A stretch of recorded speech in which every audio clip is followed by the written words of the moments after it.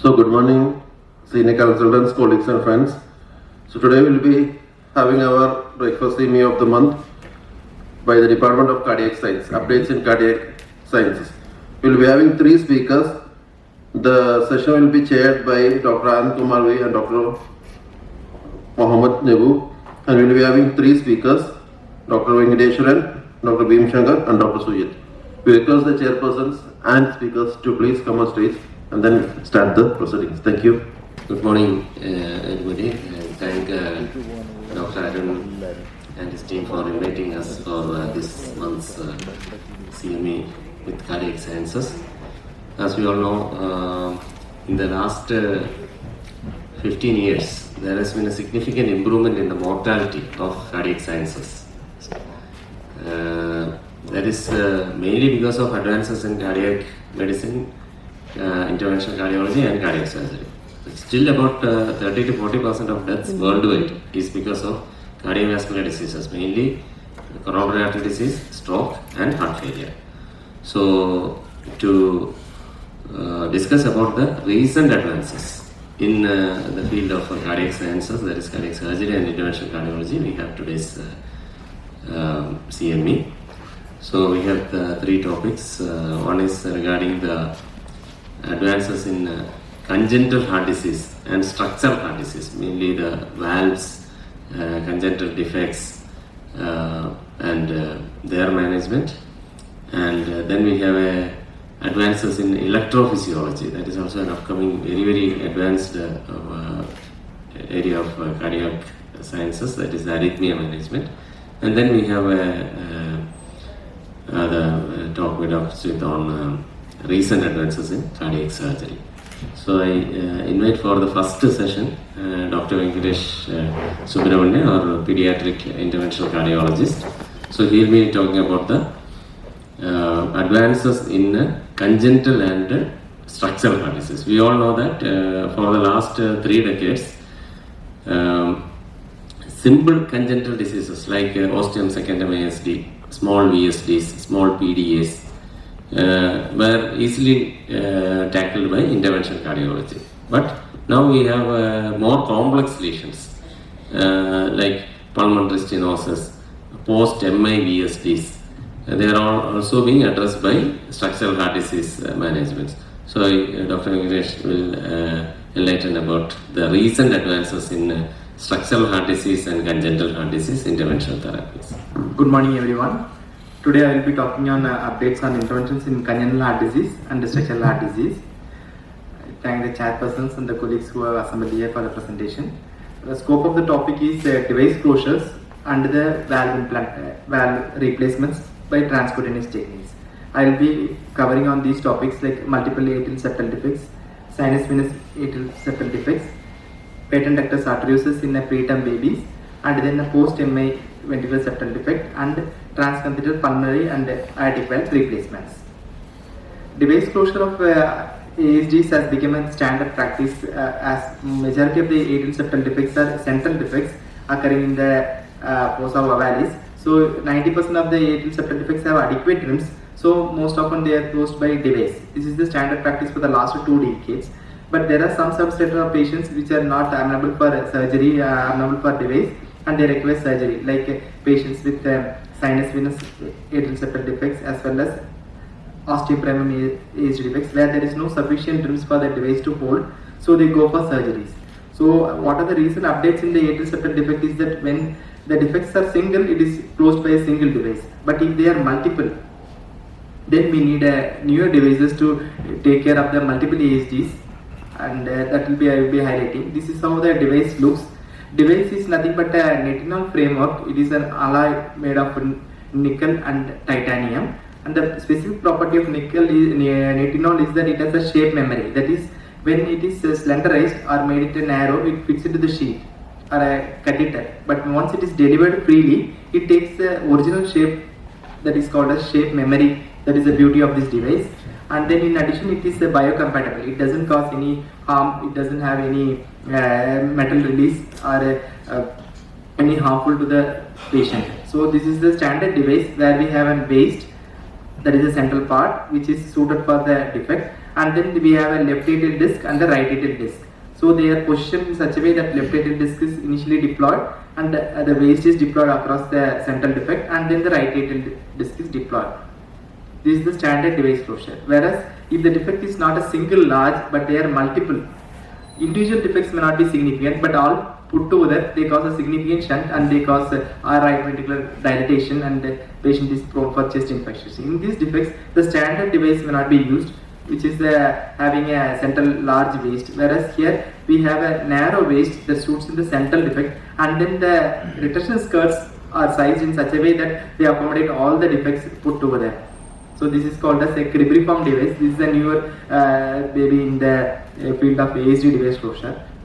Then talking about sinus venous atrial septal defects, traditionally it is being done by surgery, but now common understanding is such that the defect is not a true atrial septal defect. It is because of the unroofing of the common wall between the right superior vena cava and right superior pulmonary vein. These are the axial sections of comparing a normal people where they have a right SVC and the right superior pulmonary vein, and there is a common wall in between them.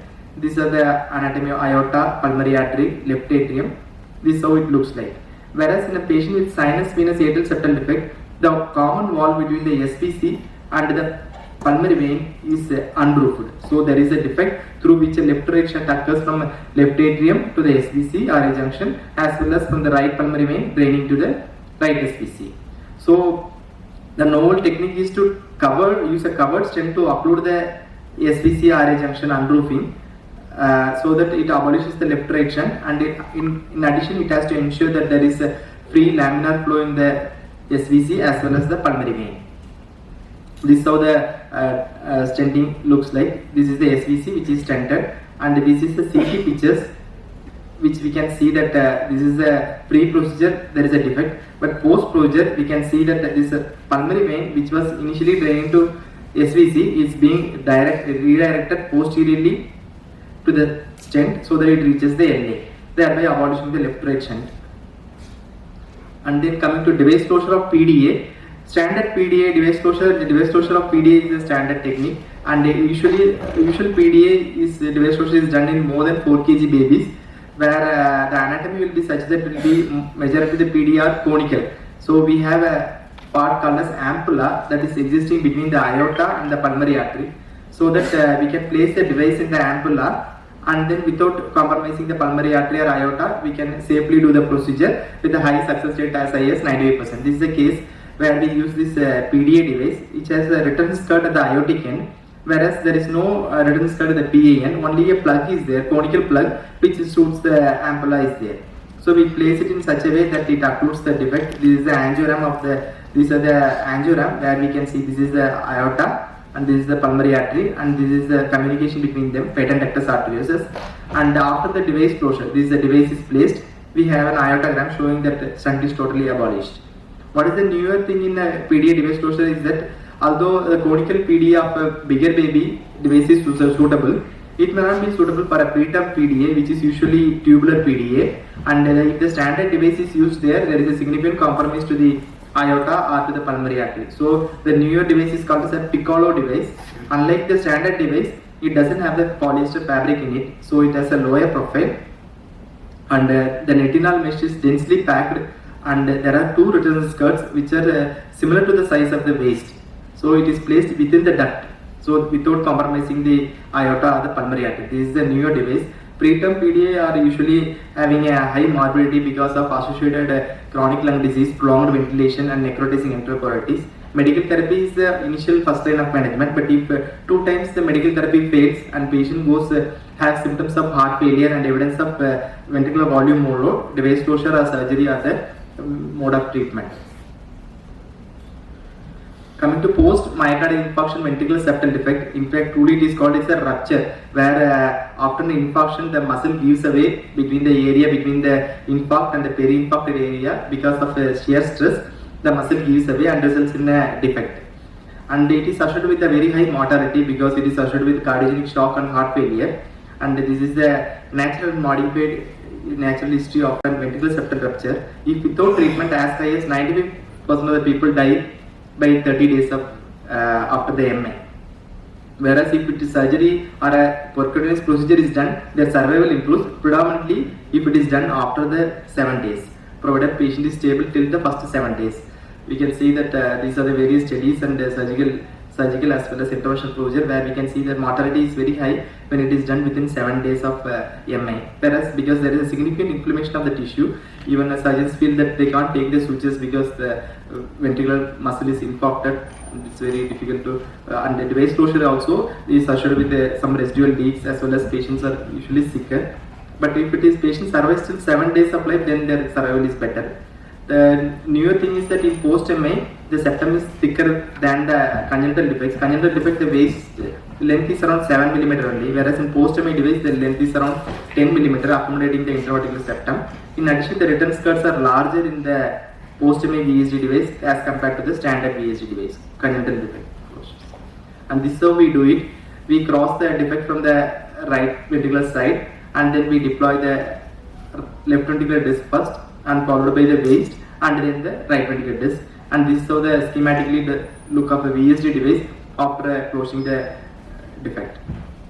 The management algorithm is mainly directed by whether patient is having a shock or not. If patient is in cardiogenic shock, we have to start mechanical support therapy like intra-aortic balloon pumping, and then we have to plan for a surgical repair or a transseptal closure. Transcatheter septal closure has to be planned. The choice of it is based on the availability of resources, and it can be used either as a primary therapy or it can bridge for the surgery. To stabilize the patient for surgery, we can use the device for time being, and then patient may go for surgery. Or in difficult anatomy, we do the procedure in the cath lab integrated OTs, like that is called as hybrid OTs. Also, this procedure is being done. And if after the surgery there are residual defects, then also we can do the device closure. Then coming to valve implantations. Valves are mechanical valves are such that they cause a unidirectional flow, so they cause unidirectional flow without any significant leak or obstruction. Many of the treated congenital heart disease have a significant pulmonary regurgitation, which may not be symptomatic in childhood, but once they become adult, because of long-standing volume overload, they will have symptoms of exertional dyspnea, and they are prone for heart failure and arrhythmia. So pulmonary valve implantation is the technique started as early as 2000 to increase their exercise capacity. Initial valves are all melody valves, which requires a housing with a prior stenting bracket is required. Stent bracket or the conduit is required to place the melody valve. And the limitation is that its size is also limited. It is not suited for a dilated right ventricular outflow tract. It can be used only if the diameter is between 16 to 22 mm. The newer valve is the venous P valve, which can accommodate for a larger diameter, something between 16 to 36 mm, and it is made up of a nitinol wire mesh, self-expanding mesh. In addition, it has a porcine pericardial valve, and the lower end is covered, the upper end is uncovered. So open cells are there that accommodates for this. So the anatomy will look like. The valve is placed in between the right ventricular outflow tract to the pulmonary artery bifurcation. The closed central part is a double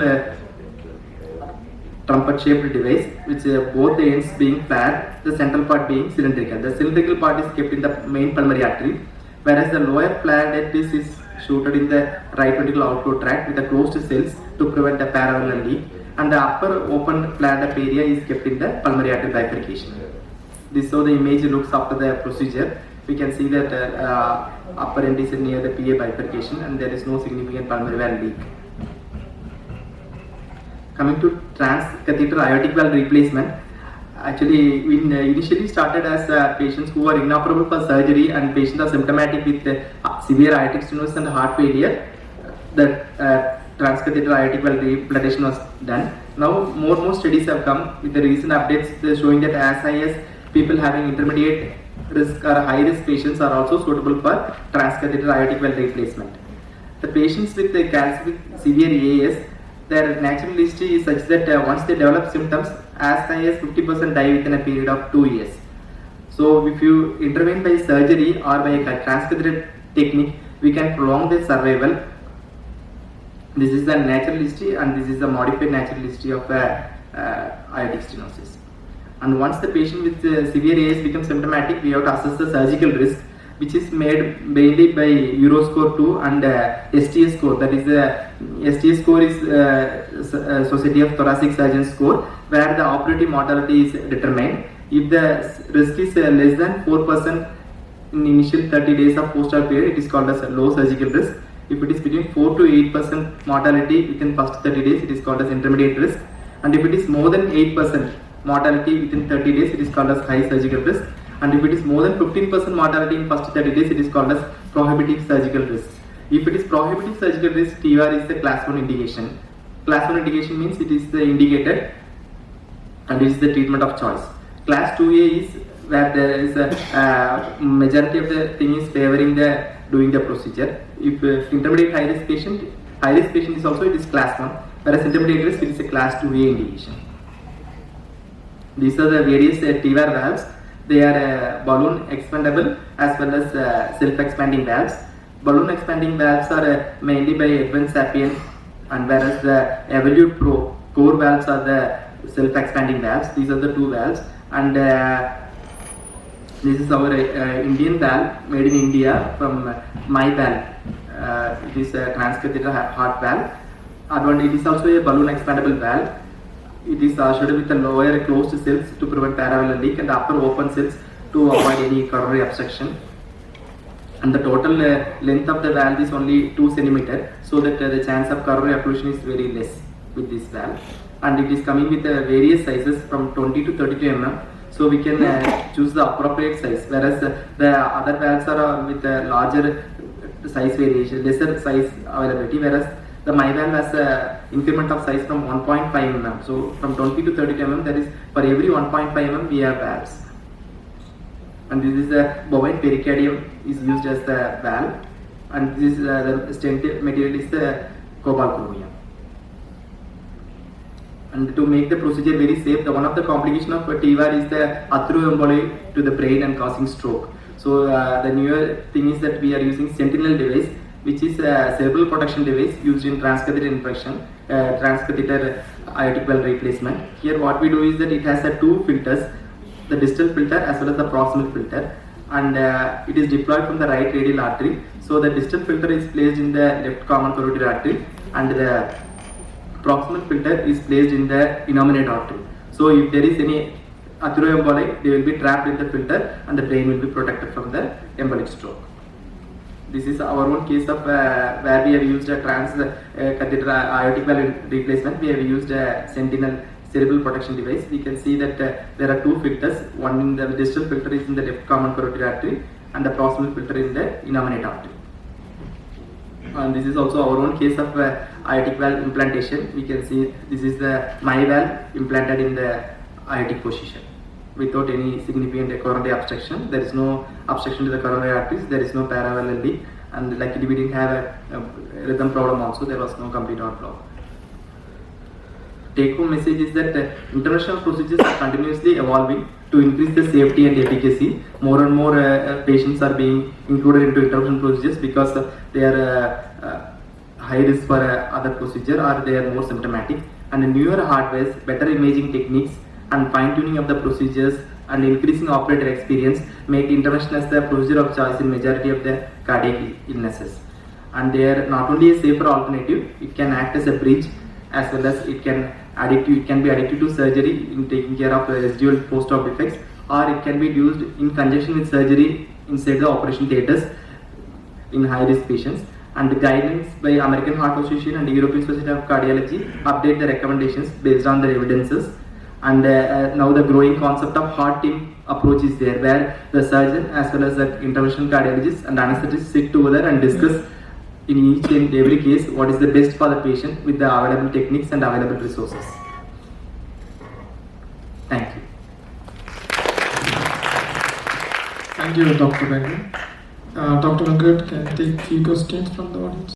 Venketesh, I think it is a very good presentation, excellent. He has shown the recent updates, because everybody knows that most of the defects like ASD, VSD, PDA, coarctation can be easily tackled by intervention methods, but now even larger defects, multiple defects, post-MA VSDs, and this valve therapies have come a big way, like percutaneous mitral valve implant, percutaneous aortic valve implantment, percutaneous pulmonary valve implantation. Regarding these congenital defects, is there a size? Is size a limitation like very large ASDs or large PDAs, large VSDs? What is the maximum we can do with intervention? Interventions when it comes to ASDs, as high up to 46 mm devices are available. So if the defect is between some 42 to 44 mm, then we can ask for a 46 mm device. And then we have done a 44 mm device in Lakeshore. We had a 40 to 42 mm defect from a patient from Lakshadweep, and we have done a 44 mm device. And this more than 40 mm device, we have to specifically ask for the approval, prayer approval, because the standard indication is up to 32-36 mm only. So if it's more than 3.6 cm, then we have to ask for we have to give the image as well as we have to request. Then only they will give the higher devices, size devices. VSD, PDA, any? VSD, PDAs as such there is no limitation. We have devices up to 18, 20 mm devices are there, and post MA devices we have as size up to 26 mm is there, 16 to 26 mm is there. Majority of the time we have to get the specific approval for one thing is this, and the other thing is to do an SVC stenting. Usual CP stent length is maximum is up to 5 cm only, but SVC stenting may require 8 cm length, so 8 or 10 cm length. So for them we have to ask specifically that we want such a case, so we have to ask them for SVC stenting, or we have to overlap, because overlapping means the cost doubles. So we ask the custom made, they will make and give as per our request, especially the CP stents they make and give, covered stents. Or else we have to use the iotic stent graft system, which are self-expanding. Thank you. Any questions from the audience? So then, thank you, Dr. English. Thanks. We'll go to the second session. I invite Dr. Bhima Shankar, our consultant electrophysiologist, for the recent advances in the field of electrophysiology, arrhythmia management. For a long time, arrhythmia management has confined to treatment of bradycardias using pacemakers, but then came the management of tachyarrhythmias, for example for life-threatening ventricular arrhythmias like ventricular tachycardia, ventricular fibrillation.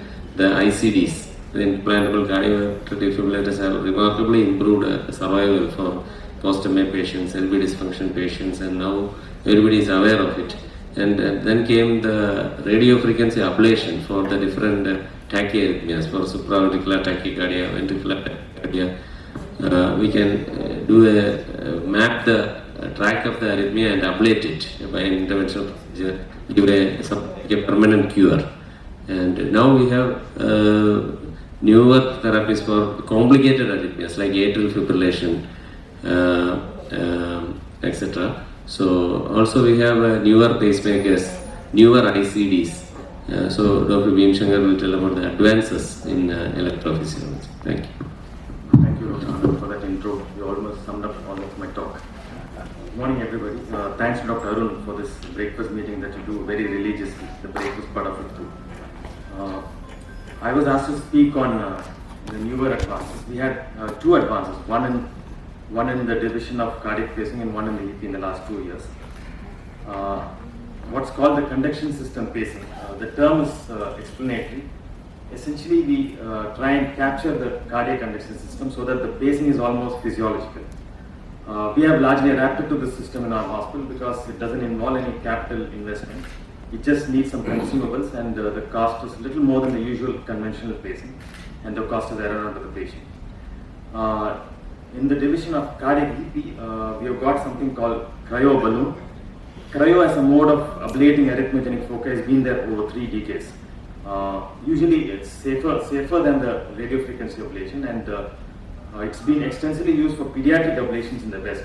For some reason, most likely cost constraint, the company did not bring it to India. But cryoablation, the same cryo energy is adapted to a balloon mode of giving energy, and that's used for pulmonary vein isolation. Is the premise for pulmonary vein for AFib ablation. That's been brought to India in the last 1 year. There are a handful of centers who have procured the system. We are in the process. I thought the MD would be here. We can kind of present this up to him so that we could also invest and get into this program of cryoablation for atrial fibrillation. So we'll go over conduction system in the first half. Basically, pacing has been there over 4 decades and basically done for syncope, for bradyarrhythmias, either sick sinus syndrome or complete heart block. When pacing started off, we used leads that had fins, the tines that were actually gets fixated onto the trabeculated RV apex. So it's very intuitive. If you look at this, if you see the pacing, if you pace from the apex, this is non-physiological. Normal pacing is on the left side, which actually comes down this bundle, the left bundle, right bundle, and then activates from septum to the apex and backwards to the base of septum. But if you pace from the apex, you are actually non-physiological. But it did serve the purpose. The syncope was taken care of, fatal events were taken care of. But however, a small proportion of patients develop something called pacing-induced LV dysfunction.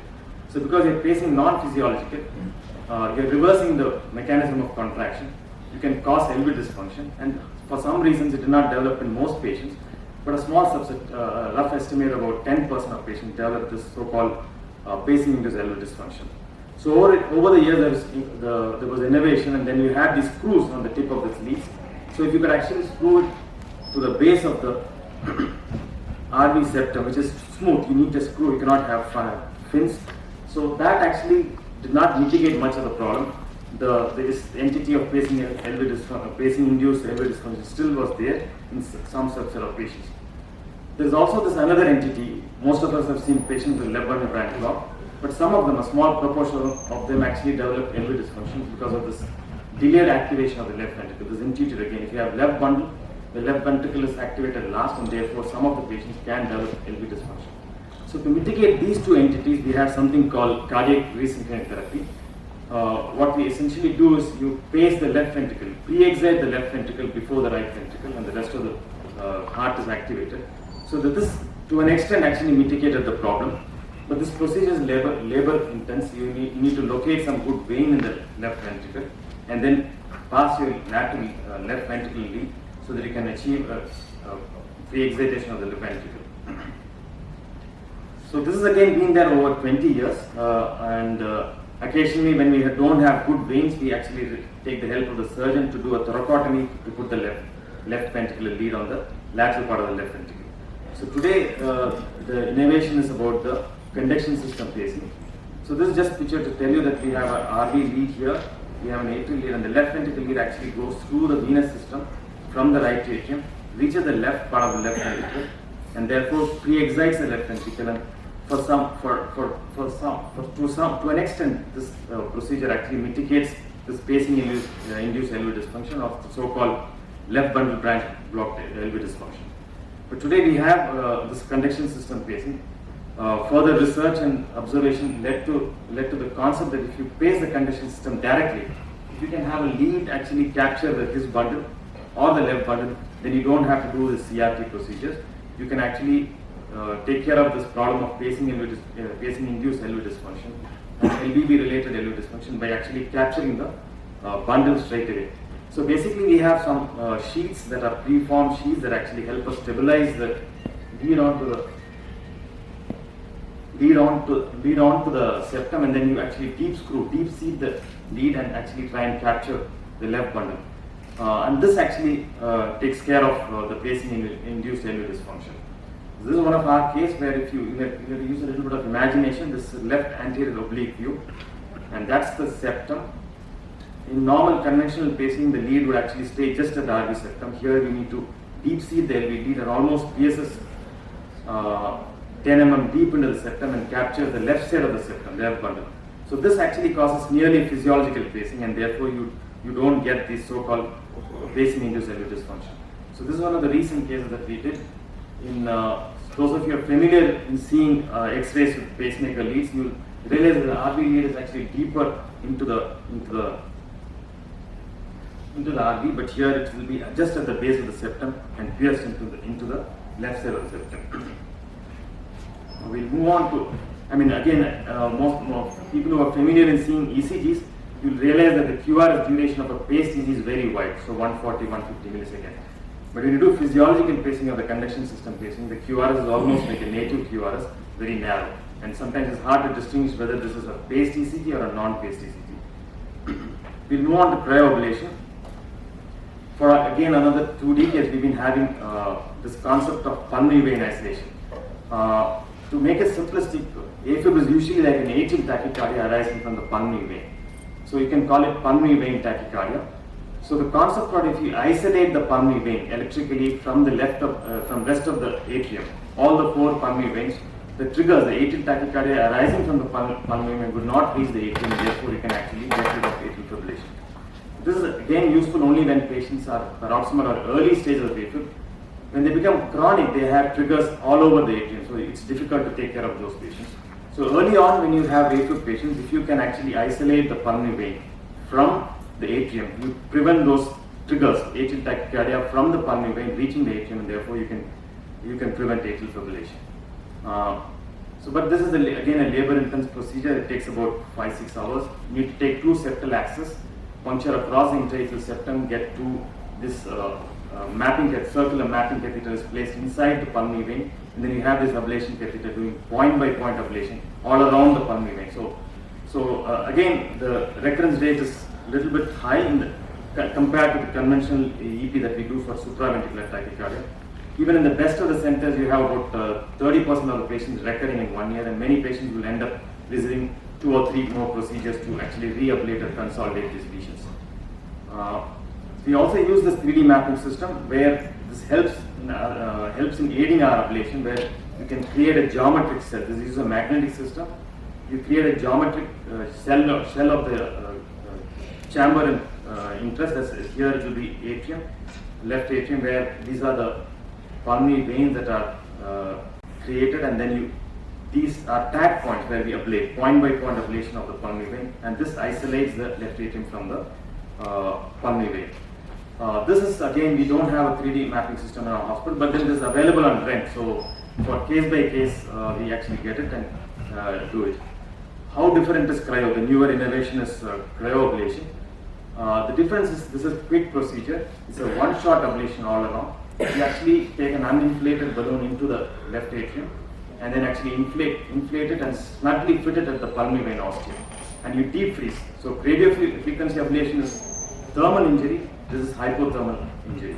So that is heat and this is cold, and then when you deep freeze, we actually cause a circumferential isolation of the left atrium from the pulmonary. So the learning curve is short, and the procedure is also quick, and it is catching up slowly even in the West and replacing radiofrequency ablation in many centers for paroxysmal AFib. The lesions are comparable. In fact, the cryoablation lesions are actually more uniform, less of fibrosis, less of endothelial disruption. There is also a clinical trial that compared both cryo versus radiofrequency ablation for AFib. It's called the FIRE. They termed it nice FIRE, and it was a non-inferiority trial, and cryoablation seems to be non-inferior to the conventional radiofrequency ablation. However, the good things about it is it's short duration and learning curve is short. The scenario of cryoablation in India has been there only for the last 1 year. There are about 10 centers that have procured this system. In Kerala, there are 3 centers. One is in SCT Trivandrum, one at Calicut, and Aster has the system. We are in the process. We are doing the cost-effective analysis. We thought we'll have an MD here and meeting him. We have seeked a meeting. And if it looks cost-effective in birthway, we'll probably invest and have this program in our center too. The reason that we are not able to rent it is the system is bulky, and therefore the company at the moment is not willing to ship the system for case-by-case procedures. This is a video that I borrowed from AAG Hyderabad, where I've been associated with. It's faint, but if you can see, that's the inflated balloon, and you inject dye and see that there is no leak, and then you do deep freeze the ostium of the pulmonary vein, periosteum of the pulmonary vein. The other reason that we are doing this cost-effective analysis is that AFib ablation is not for all comers. All AFib patients need not be ablated. There's no mortality benefit by doing pulmonary vein isolation or AFib ablation. It's essentially for symptomatic relief. So Dr. Venkat just told about this class 1, class 2. That's a common thing that we use in cardiology based on the evidence. At the moment, it's all a class 2. It's not mandated to do AFib ablation. So that's one reason that the numbers don't add up, and therefore we are a little cautious in investing into this system. So I'll stop there and happy to take questions if there are any. Thank you.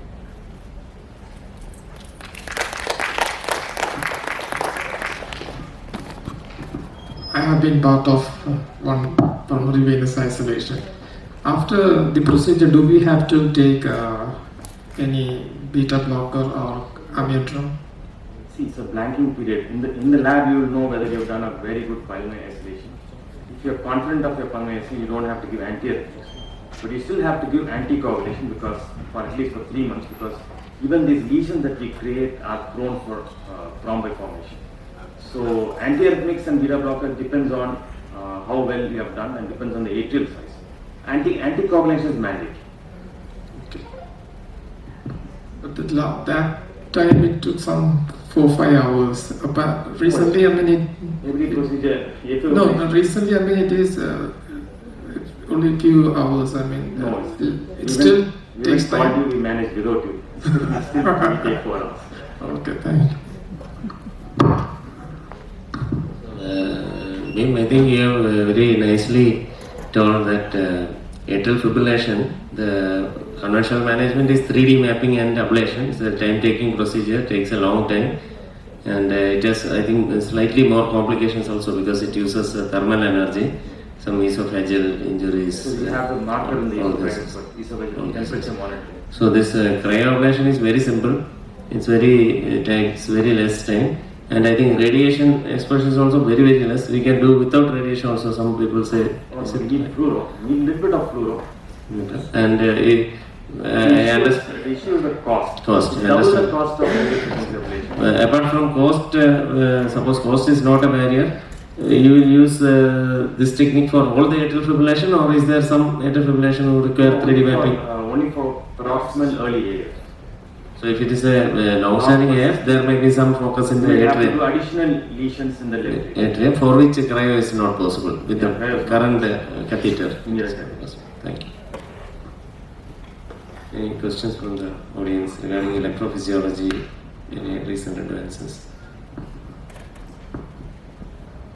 I would resent going to another department meeting. Hope I was not overboard. Can't comprehend. Thank you, Dr. Bhim, for the excellent overview of the precise concepts. I invite Dr. Sujith from the cardiac surgery department regarding the new revolution of mix. What is the recent trend and what is new in minimally invasive cardiac surgery? Good morning, everyone. I am going to speak about the new revolution actually happening in cardiac surgery, especially in India. Because this minimally invasive cardiac surgery has been started in European countries maybe 20 years back. But in India, like past 10 to 15 years, it's becoming more popular and more popular like for past 5 years. And most of the cases, I think in Europe, they are around 20% of the cases they are doing by minimally invasive. But in India, only 4 to 5% of the cases we are doing through minimally invasive cardiac surgery. So reason being, I will let you know. So it's grown its popularity, and the main reason for we are pushed to do minimally invasive cardiac surgery is the patient's demand. No patient want to undergo a long sternotomy and have a wound infection, all those things. So patient themselves make us do through actually minimally invasive. And this started actually early 90s, mid 90s itself. And in India, it's it's maybe so popular for recent 5 years.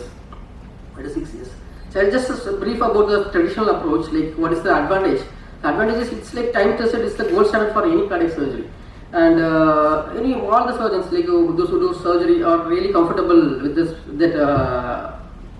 that opening, because you can see the entire heart. The incision starts from the suprasternal notch to the cephisternum. So you can see the entire heart from the ascending from the arch of the aorta till the apex of the heart, LA, RA. So it's accessible, and you can do any surgery without any problems. So that's the gold standard technique. And the disadvantage being mainly the incision long size. See, this is a 10 to 14 incision, which has been now reduced to 2.5 incision actually. So patients are more happy with this incision.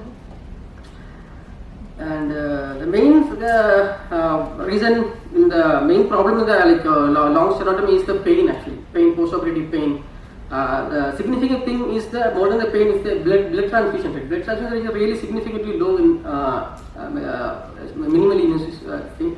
And wound heal is really good. Actually, almost we never had a wound infection for any any minimally invasive patients. And the steroid complications are the worst thing for especially diabetic patients. The patients we get for CAD coronary arteries, most of the patients, like around 90% of the patients have like CAD. So, and the old patients, especially the female patients, they have osteoporotic bone. So these are the problems when we do through stenotomy. But in literature, the results are almost same with minimally and open surgery. There is no difference except for the secondary endpoints like transfusion rates, early discharge and less pain, all those things. So minimally invasive approach, there are mainly basically it's around the 2 to 3 inch incision made either like partial stenotomy or upper partial or lower partial or through mini thoracotomy. Actually, these are the basic 2 incisions. There will be modifications of these 2 incisions. That's it. And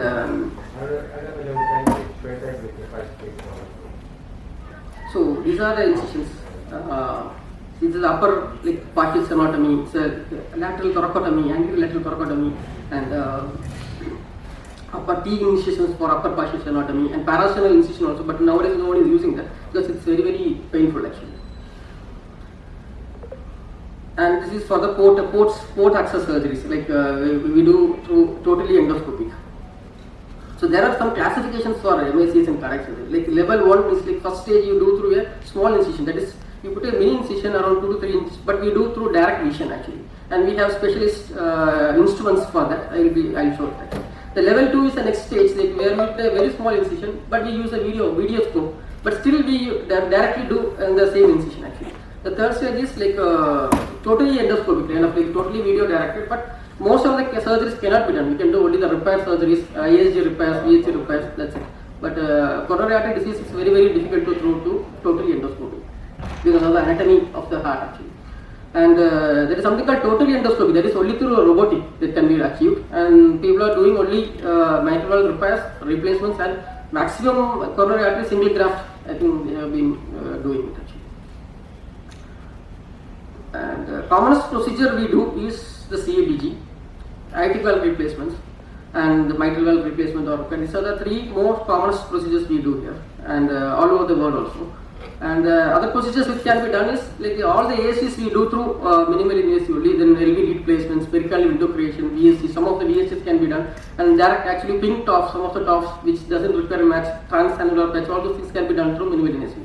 And ascending aortic aneurysms, like unless it's not an emergency, and AF ablations and intracardiac mass lesions, all those can be done easily through minimally invasive surgeries.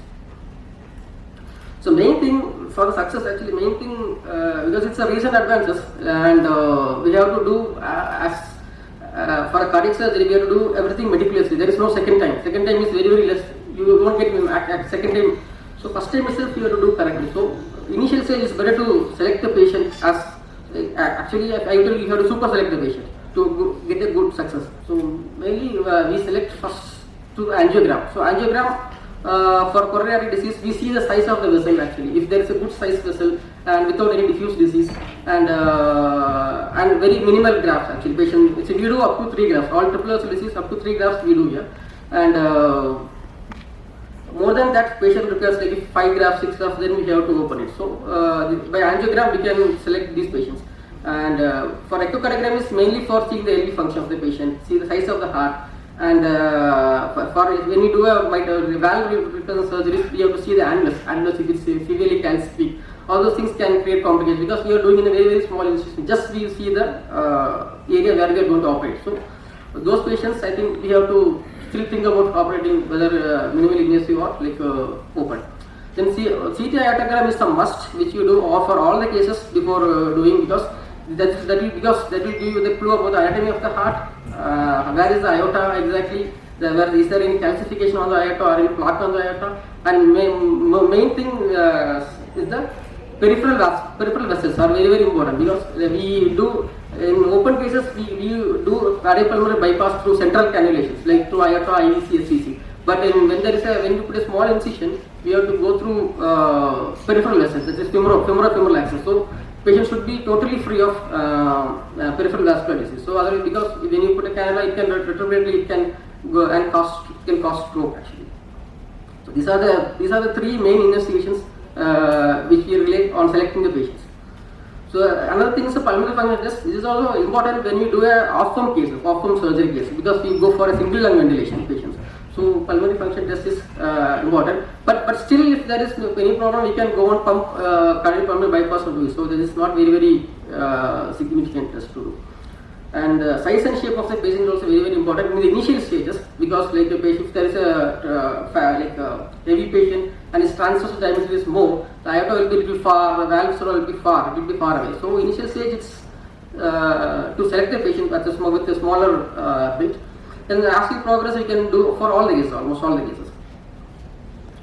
So the compared to the open cases, see there are few techniques we have to adapt to make it possible. The thing is mainly the TE after the transesophageal era, it's very easy for cannulation actually. When you do aortic cannulation, like a femoral cannulation, you should know where is exactly the catheter. It's in the HVC, IVC, or proper in the DTA, the thoracic aorta, not DTA actually, the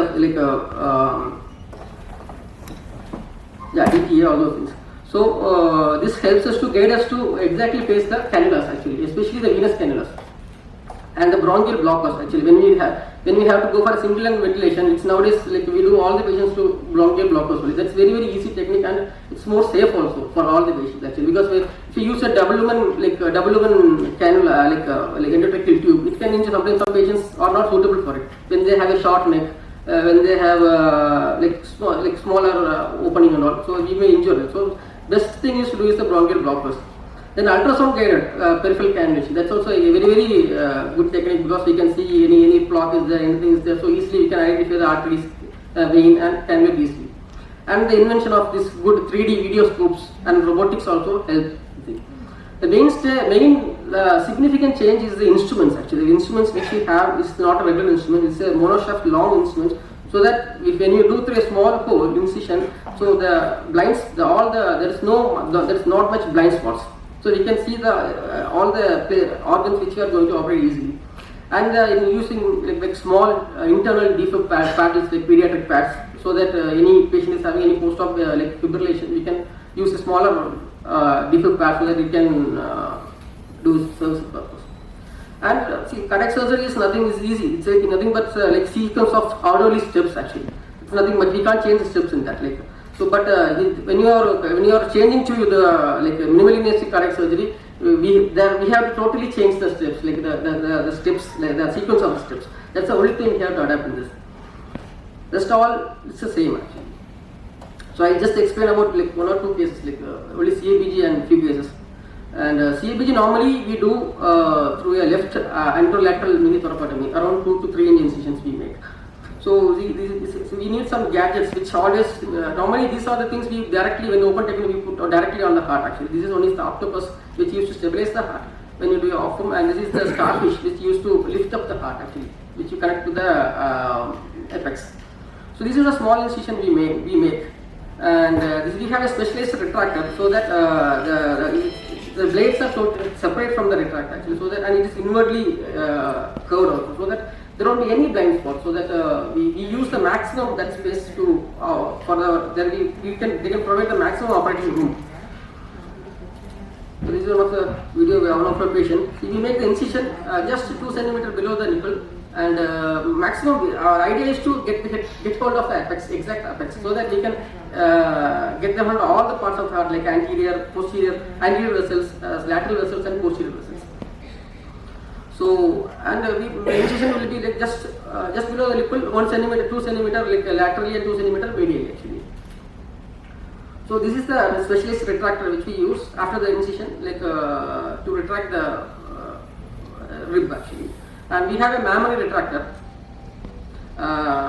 which lifts the chest wall, so that you can see the entire course of the internal mammary artery, so that you can easily take it.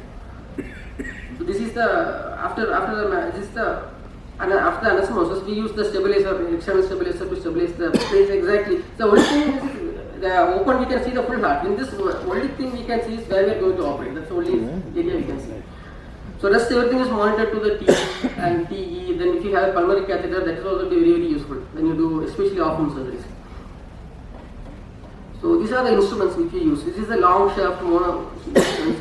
Only the tip.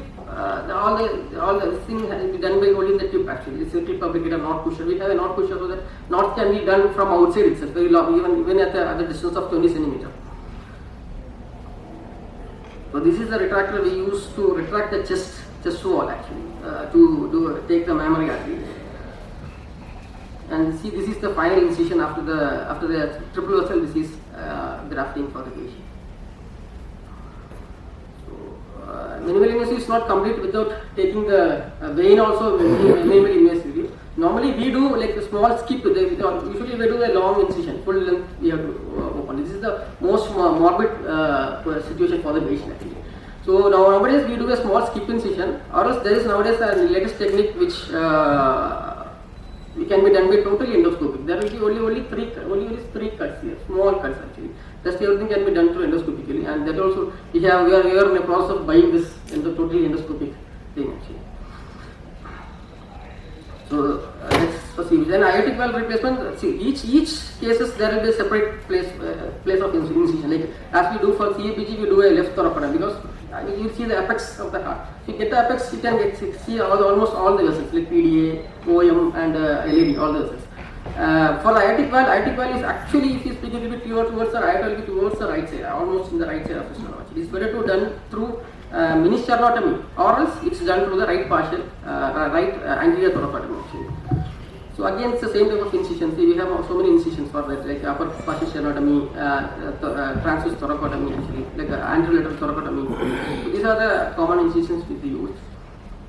And main thing being the going on, so for CABG, we do mostly all the patients are off home. But for intracardiac repairs and replacements, we have to go on cardiopulmonary bypass. So this is little different than the routine, because routine we do on central cannulation through aorta and the IVC and SVC. But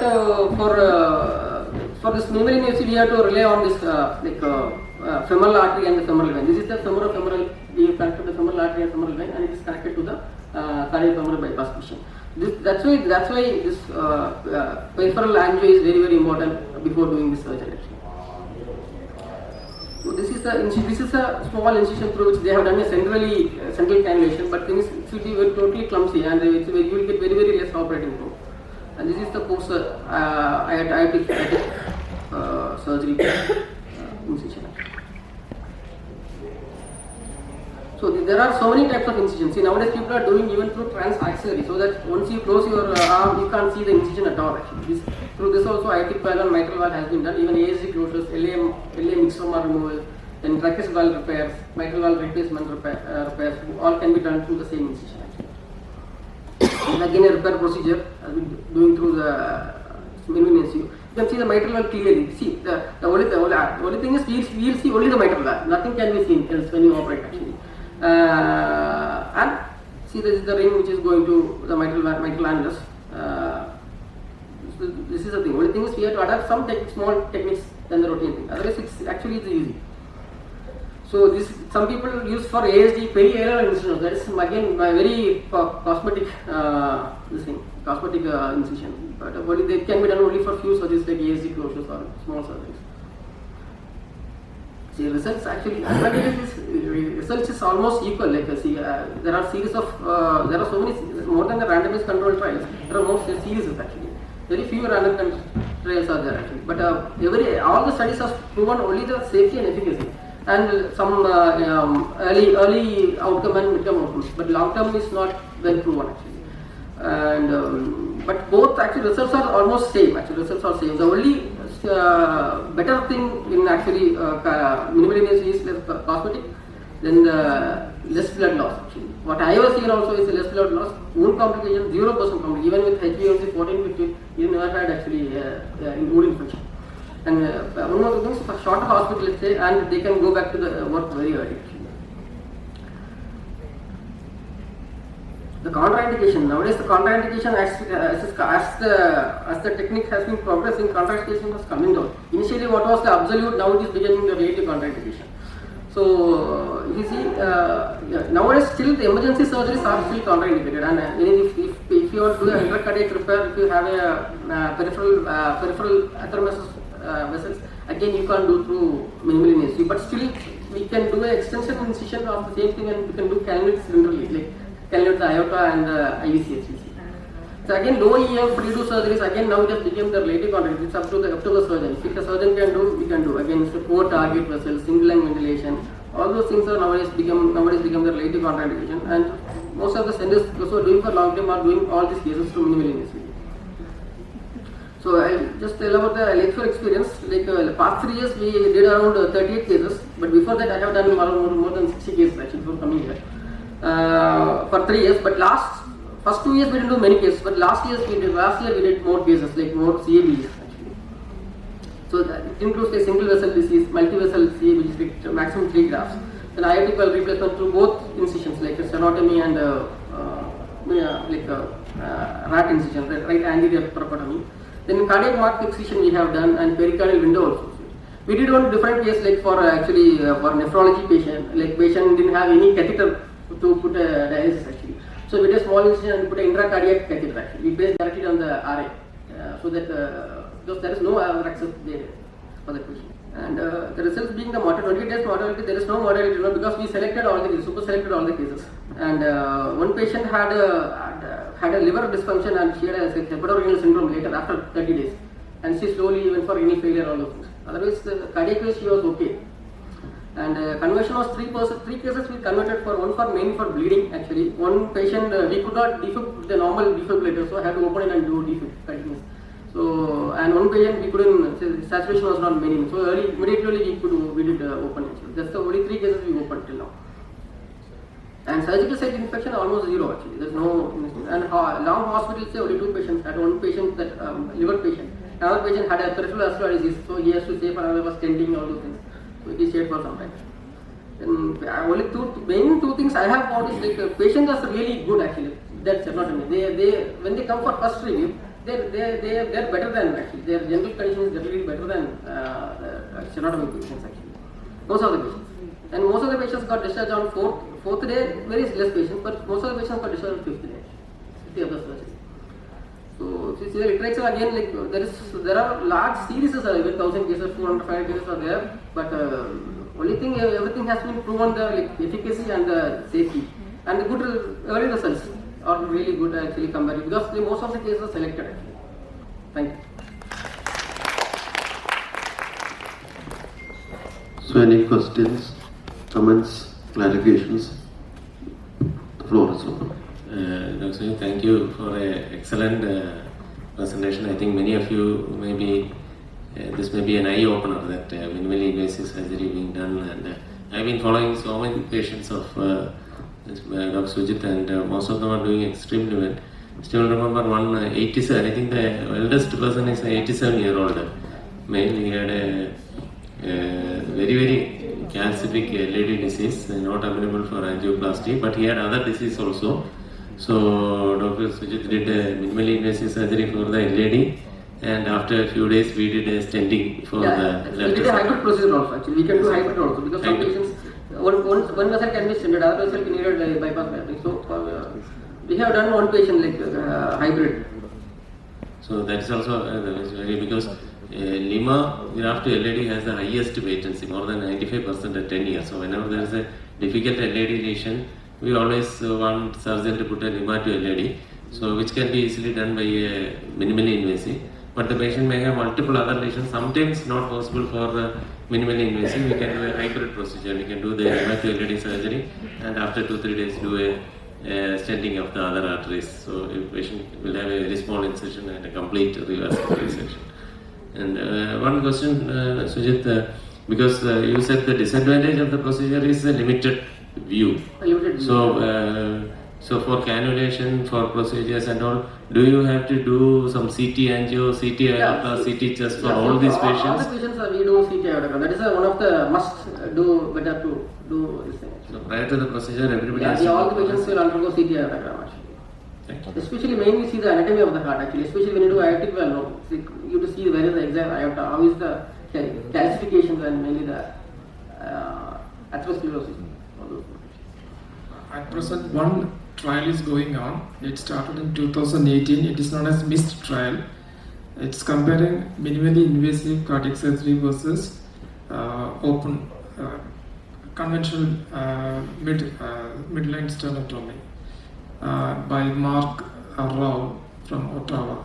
So it started in 2018. The participants were around 176 and supposed to be finished on 2026. And so we will know exactly how the primary outcome is quality of life, and secondary outcome there are so many dates like pain, intra blood transfusion, and other whatever he has mentioned, and the days in ICU and other things. So many things are there, quality of life, everything. So it will come in 2026. So we will know exactly the difference between minimally invasive and open, so the midline sternotomy. That is a mistrial. Thank you. And once again, congratulate all the three speakers and thank Dr. Adil for inviting us again. And over to Dr. Thank you. Any more questions?